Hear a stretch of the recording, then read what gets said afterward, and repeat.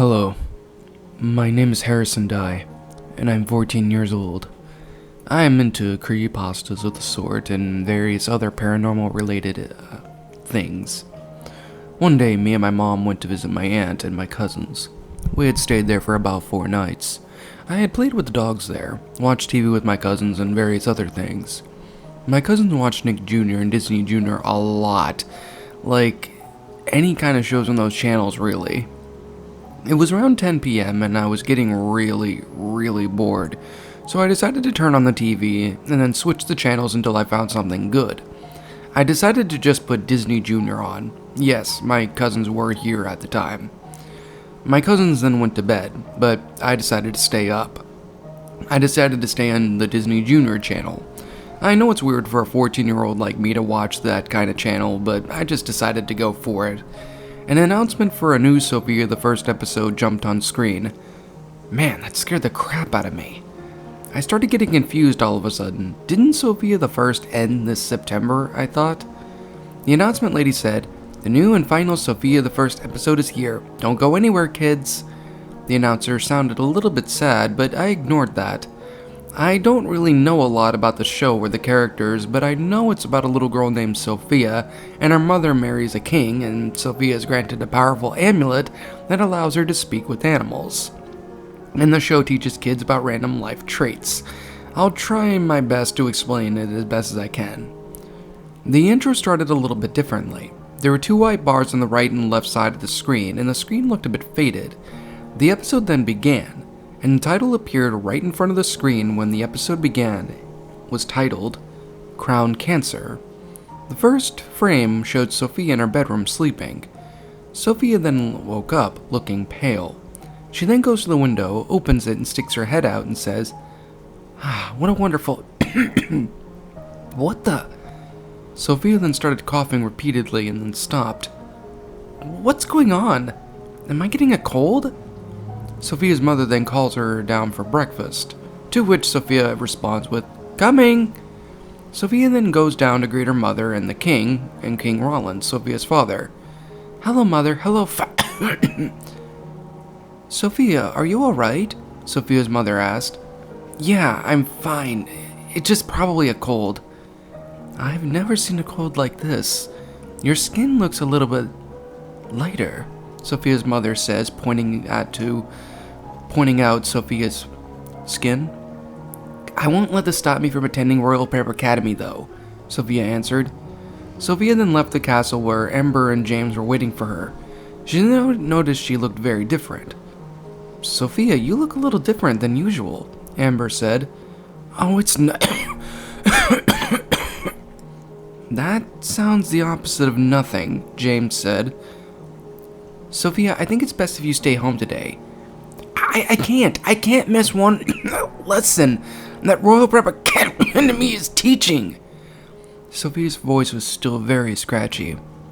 While Sofia was walking, Clover, the gray bunny, appears. "Oh, hi, Clover." "Okay, my name is not Clover. It's just Clover, that's it. Wait, why did your voice sound different?" "I'm probably just tired." The scene then switched to Sofia inside the Royal Prep Academy. Then it immediately switched to Ember and James, and they were still rather suspicious about her quote-unquote sickness. "I'm telling you, there's something wrong with her," James whispered. "Yeah, she's usually not like this," Amber responded back. Sofia then coughed 10 times, causing everyone in the classroom to notice, including the teacher. "Sofia, are you okay?" "Yeah, I am." "That doesn't sound like you're okay." "Sofia, don't worry, it's just..." Sofia then coughed really hard and loud, and the teacher immediately called the nurse to come get her. The rest of the students had their eyes wide open, including James and Ember. The scene then switched up to a room, which was probably the nurse's room. "Okay, Sofia, I tried examining you the best I can, but I just can't find out what's wrong with you. I'm going to have to send you home for the day." The scene switched to the inside of the castle. Sofia walked in, and she looked even worse than before. "Sofia, why are you home so early?" King Roland asked. "I was sent home," Sofia responded back. "Oh my, Sofia, you look even worse than before. We need to bring a doctor here ASAP. A few moments then passed by in the episode, and then a doctor came into the castle to examine the sick girl. Are you the parents? The doctor asked. Sofia's mother and King Roland responded with a yes. Where is she? The doctor asked. She's in her room, Sofia's mother responded. The doctor then walked up to Sofia's bedroom. He opened her door to find her sitting in her bed, coughing non-stop. Oh dear, this looks rather serious. The doctor then immediately walked towards the sick princess and proceeded to do a few tests. Okay, Sofia, I'm going to do a couple of tests on you. First, we need to open your mouth all the way wide. The doctor then put a thermometer in Sofia's mouth.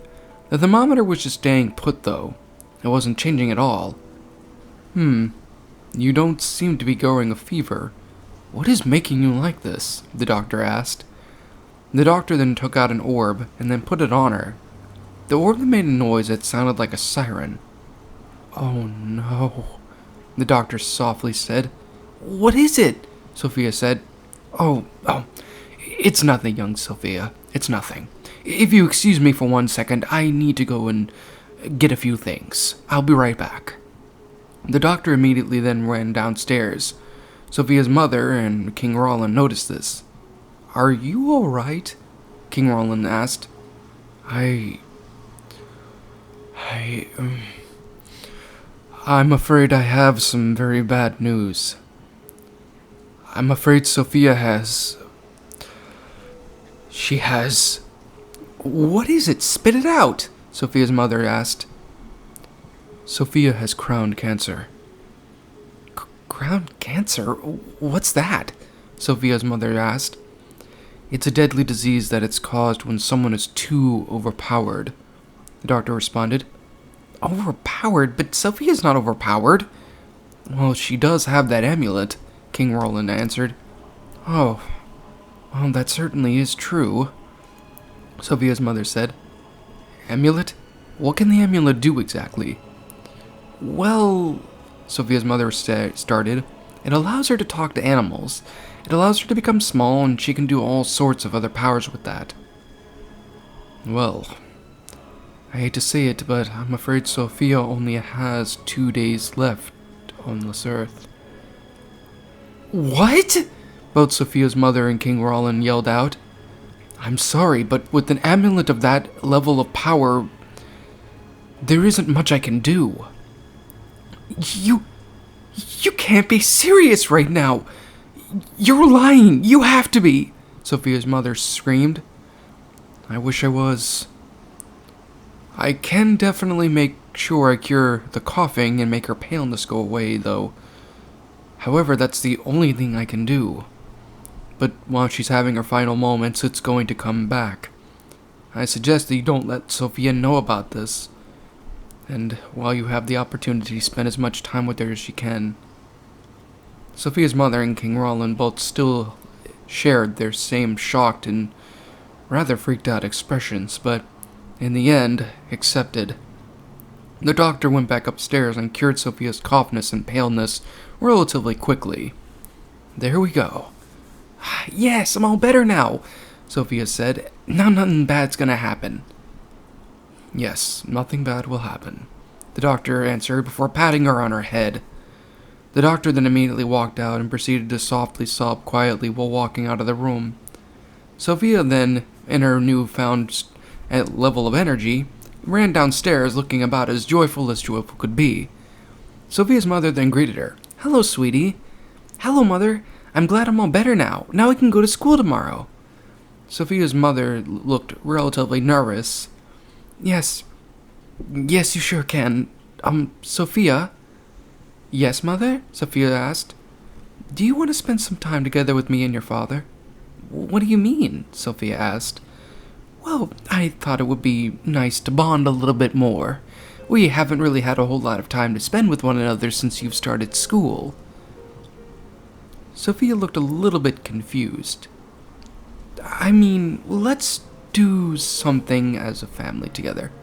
Really? Sofia asked. Yes. Well, my sickness is gone, and I left the school early, so why not? The scene then switched to an outside view of the forest. It then zoomed into the forest to show Sophia and her parents walking together. The place is very beautiful today, much more than usual, Sophia's mother said. However did you find this place, Sophia? King Roland asked. Let me tell you, it's a long story. Sophia then saw a struggling bear cub that was stuck in a set of vines. Wait, we have to go and help her out. Of course, with Sophia having the amulet, she was able to properly speak to the cub and see what was going on. The bear cub repeatedly asked Sophia to help her. Sophia, of course, comforted the bear and said, It'll be all right. There's lots of vines, but I can use the help untangling them. Sophia's mother and father then proceeded to help their daughter out with sitting there and removing the vines from the bear cub. Cheerful music playing in the background as it did so. After a while, the cub was completely free. However, the bear himself looked relatively unnerved. Thank you for helping me, but I'm lost. I don't know where I'm at. And that's okay, we can help you, Sophia answered. Sophia and her parents tried to help the cub find its home, only to find nothing really much. She's such a caring one. Why does she have to go away? Sophia's mother whispered. What was that? Sophia asked, looking at her mother.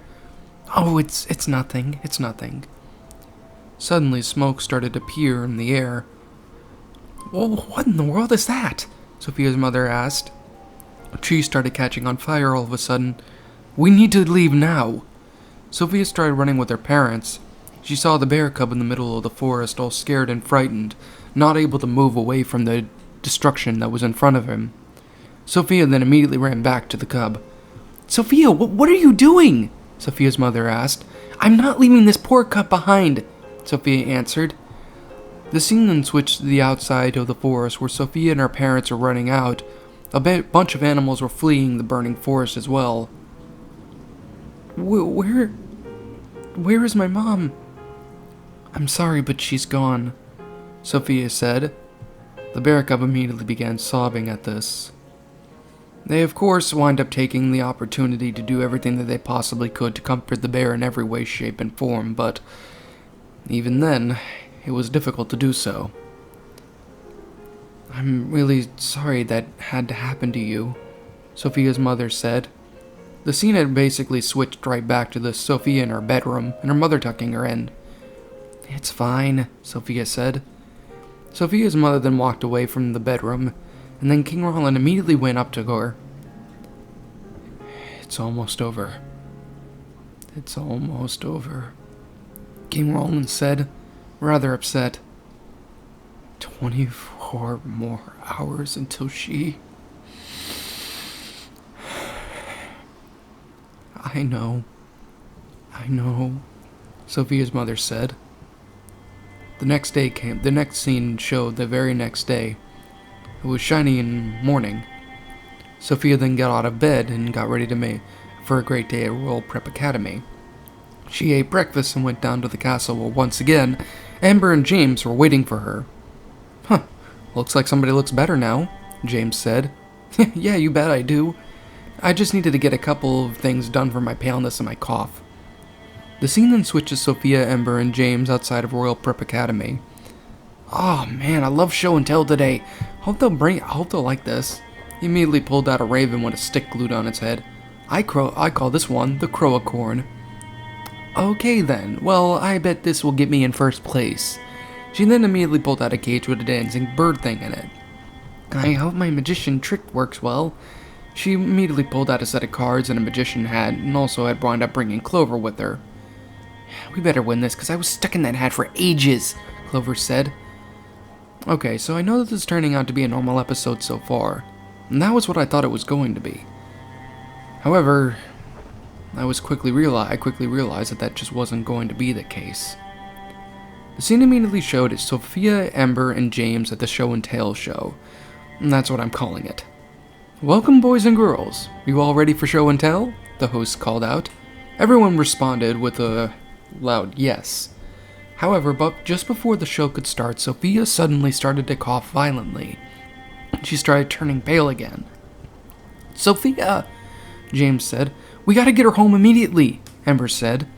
James and Ember immediately brought Sophia back to the castle, and as they were bringing her home, Sophia started to cough up blood. I was shocked to see something like this on a TV Y-rated show. Blood had actually appeared on some kid shows like Captain Planet, Gravity Falls, and don't even get me started on the animals a farthing would. But on an innocent TV Y-rated show like this? What's going on? I thought it was okay, but now...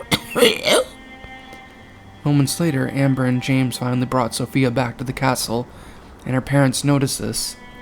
"She's not doing well," Amber said. "What do we do?"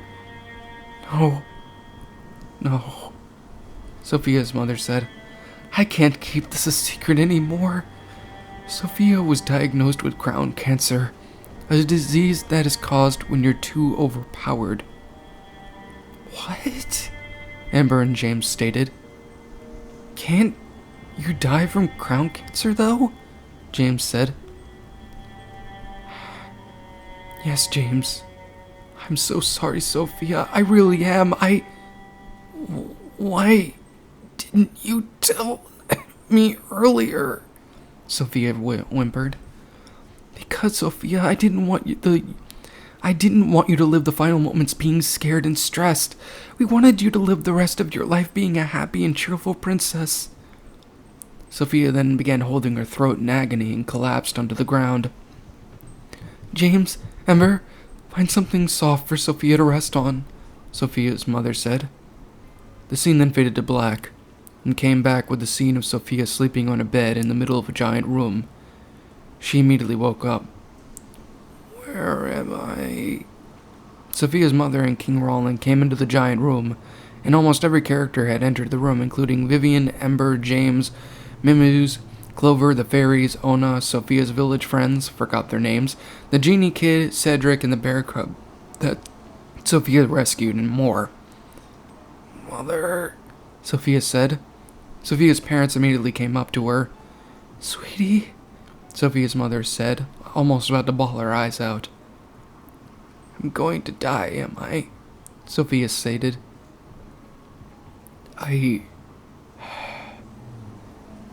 King Roland stated. Vivian then approached her. "You remember me? You remember me, right?" Clover then immediately jumped on the bed. "Come on, Sophia. I know you can talk. Don't leave me, not now." "Sophia, please, Sophia, talk to us," Ember said. "I thank you all. I may be gone, but I'll always remember all of you." Sophia's eyes were about to close. No, don't you dare, don't you do this to me! Please don't do this to me, Sophia," Sophia's mother said. "I'll always be alive in the memory of the enchanted." Sophia then closed her eyes. The guards now took the bed with the now permanently asleep princess to an outdoor area for a funeral. I was shocked by this. Hell, I was actually crying a bit, and I never cried at things like this. But for a show like that, for that, really made me... oh, God. Everyone from Enchantia and all the characters were at the funeral. "Attention all students, citizens of Enchantia, we have lost a very important person. That person, or kid perhaps, was called Sophia. She was always there when we were in trouble. She was always helpful and brave. She may have been a child, but she always knew how to protect Enchantia from danger." It is then that various other characters begin to go up and start to speak. First her mother, and then Vivian, and then Una, and a few other individuals as well continue to do so. More characters immediately came up and spoke about Sophia, but I had forgotten what they had said. After the funeral, everyone began to leave and some people started crying, especially Sophia's parents. Clover, on the other hand, refused to leave Sophia. Clover jumped on Sophia's body and curled up onto her. The episode then ended. The end credits played with sad music playing in the background. I was crying at this point. This is how you end a show? Especially for little kids? I called Disney Junior on my phone about this and they knew what I was talking about. They told me that this episode was the alternate final episode of the series, and the episode was supposed to be the series finale, but was scrapped and replaced with Forever Royal episode. But they decided to air it once on Disney Junior so kids could learn about accepting life, and when you pass away, people will remember you. If you lost a loved one, just remember, they don't want you to be sad or depressed. They always want you in your heart. Don't let depression own you. Then they hung up.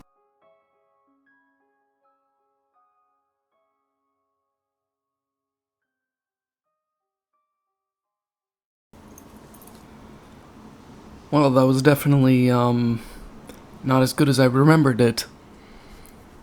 Before I actually get into this primary review, I do know I had done an original recording of this sometime way back, and I'm quite sure that the original video is somewhere on my old laptop, but to be completely honest with every single one of you, I feel as though that this actual, reboot, I guess you could possibly say, of this, little narration was definitely necessary.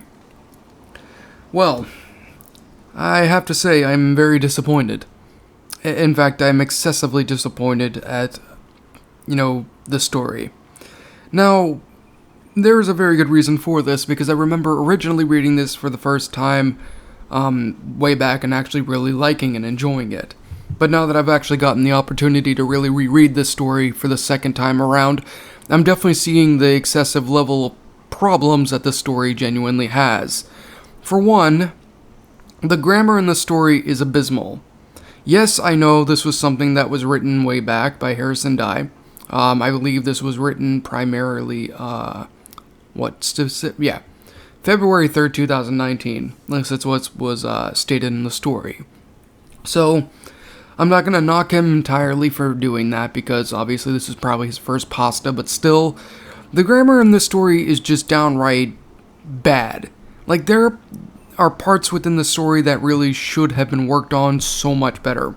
One of these examples being, for example,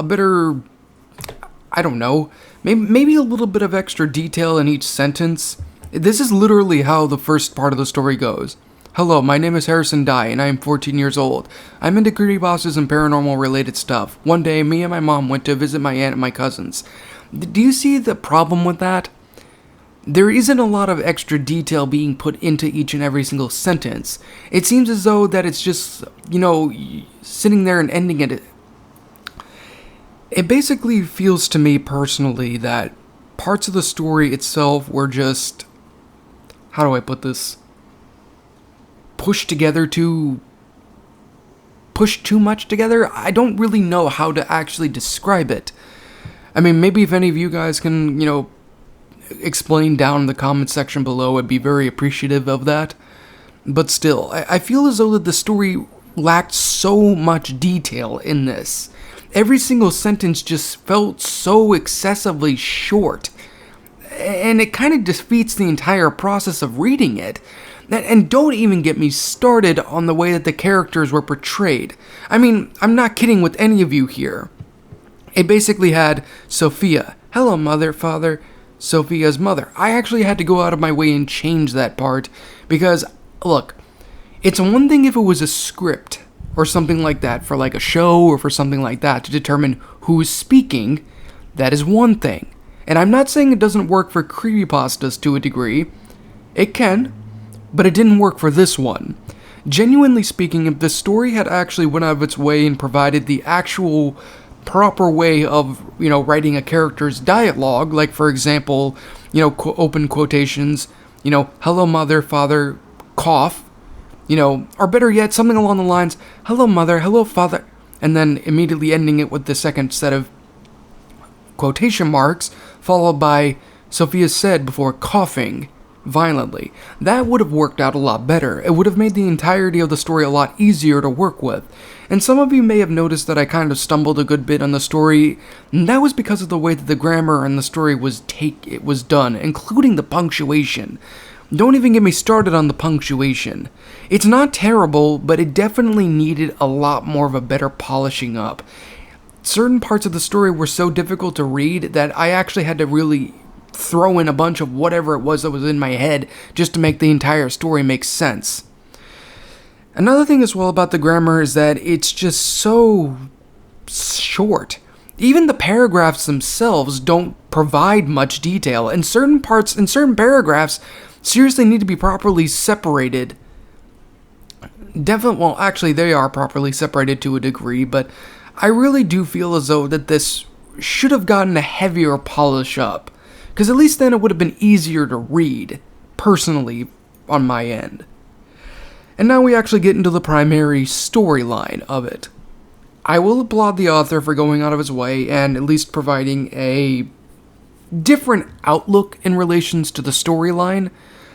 However, it just feels so forced, and don't get me started on the cliches in this story. I mean, obviously we have the blood, but it's only used once, so I'll give that a pass. But the way that the story went out, I mean, that alone is just your typical cliche, oh, someone's going to die kind of scenario that you sit there and you see in stories, movies, games, I don't know, cartoons. It's so cliche and expected, to be completely honest. I mean, come on, we all knew what was going to happen. Every one of us knew. There wasn't enough build-up, there wasn't enough proper dialogue. The actual dialogue between characters was so excessively poorly done that it was like, it made no sense. Look, this is a little advice for any of you who are going to be making something along those lines, like something like this. You need to provide as much detail as you can. And when it comes to these kind of stories, I mean, go out of your way and really put more effort into these stories. For a good example, sit there and when you're writing a scene, sit there and go in a little bit of description unless it's not necessary, and go into a little bit of a description saying about, the scene itself, flowers, trees, spooky blood, or any of those kind of things can definitely help out. Because the biggest problem that I genuinely had with the story is that I could not visualize anything in this story happening because of the lack of visual details that the story did not provide. I had an excessive level of difficulty even visualizing it, and it just became words to me. That is the biggest problem I have with the story, minus the cliches, that there was no element of visual. There's no descriptive visuals in the story. So of course, that really brings the story down a good bit. The character dying slowly in the end, another cliche, I will always remember you. Like, yeah, sure, go, yeah, that's fine, I don't care. I don't know, the whole keeping it a secret, it's cliche. There, I said it. It's a cliche story. There is an attempt to try and put some level of effort, and I will give credit where credit is due. There is an attempt. But overall, it is cliched. It may not be hyper-realistic blood, gory eyeballs, intestines spilling all over the place while 666 gets chanted in the background kind of cliche, which, that's great, but it's cliche for various other reasons as well. Not really relating to creepypastas in general, but storytelling. Just general storytelling. That's where the cliches are at. I really feel as though the story could have definitely improved so much better, but it is what it is, I guess.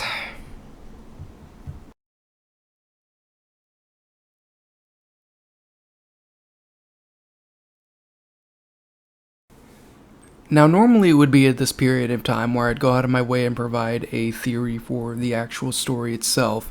Anything that could potentially relate to the story or whether or not if it would be plausible or not, but looking really deep into the story itself and just how not great it really went out, I'm afraid that I really couldn't come up with any genuine kind of theory to really back up any kind of claims within the story itself. I tried thinking a little bit on one, but I just can't seem to find anything.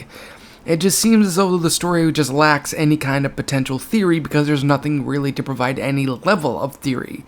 In fact, if I really had to go out of my way and state, the concept of quote-unquote crown cancer, quote-unquote, is something that I genuinely believe is completely ridiculous, given the fact that there is no crown involved. I mean, unless the crown was specifically unless the crown itself was specifically meant for a possible royalty kind of disease or something along those lines, but still, it leads me with a bunch of other kind of with some questions as well. For one, why exactly is it that this was being mentioned now? Don't you think that someone like this, something as serious as quote-unquote crown cancer would have been specified earlier in the show? Or something along the lines of, I don't know, maybe not having Sofia use the amulet as often as she does? You'd think that somebody would know that, but no, apparently not. It's genuinely it's sad, to be completely honest. It really is. Now, getting to my primary final thoughts, I will say this. While I will definitely go out of my way and give the story a good bit of, praise for at least attempting, and that's awesome. The story itself was just a simplistic cliche plot line that attempted to try and get at everyone's feels, but in a way, just didn't. Then again, I know in a way I am guilty of this myself, especially with the creepypasta I wrote, Otter's Sickness. I will admit that was at least, cliche to a degree, and I'm willing to admit that. I'm not saying that I'm not guilty of doing my fair share of cringeworthy pastas myself, but I feel as though that the story just excessively lacked on really building a good storyline to it. If the grammar and the storytelling and the like was actually properly detailed, polished, and the like, it could definitely be a very heart-wrenching feels pasta for what it is. But unfortunately, it doesn't do any of that, which really makes this a very disappointing read. But overall, I feel as though that the story tried, but just didn't try enough. My final rating of this specific creepypasta would have to be the following. In relations to the grammar, I give it a 2 out of 10. It is not great, it needs a heavy load of polishing. It's not terrible, but it definitely needs a lot more work on it. In relations to the storytelling, 1.5 out of 10. Sorry to say this, but the storytelling was just a complete mess. Cliched and just not great at all. Effort, I give it a 10 out of 10. There was definitely an attempt to try and make effort, so I'm throwing that in the actual story itself. As for the cliches, creepypasta cliches, I didn't see any. Well, except for the blood, but I'm not counting that, so 0 out of 10 on that end. Overall, my final rating of this specific story would have to be a 2 out of 10. Really needs a whole lot of work, really needs a whole lot of time and effort being put into it, and yeah. But regardless though, as I continue to say with these creepypastas and what I will continue to say, this is only my opinion. It's my stupid, silly, personal opinion, and it's just mine own. Everyone is entitled to their own thoughts in relating to these creepypastas, especially this one. I definitely know that many of you really enjoyed this story and you wanted me to sit there and re-upload it, and well, I decided to redo the entire narration. I really hope you do understand entirely, Harrison Dye and everybody else, that, not trying to hate on you for the story, but I just don't like it. I don't. But what did you guys think about this creepypasta? Did you guys enjoy it? Did you guys not? And also, what would you have personally done to help make this creepypasta a lot better? Let me know your thoughts down in the comment section below. I'm the Shadow Reader. Thanks again for watching today's episode, you guys. And if you're brand new here to this channel, make sure to like, comment, and subscribe, because only apparently 60% of you are subscribed. So anybody else afterwards who hasn't subscribed yet, go on ahead and hit that subscribe button. And like always, roll the outro, because I'm out. In fear and surprise, as your eyes widen, your mouth goes dry with each battered breath.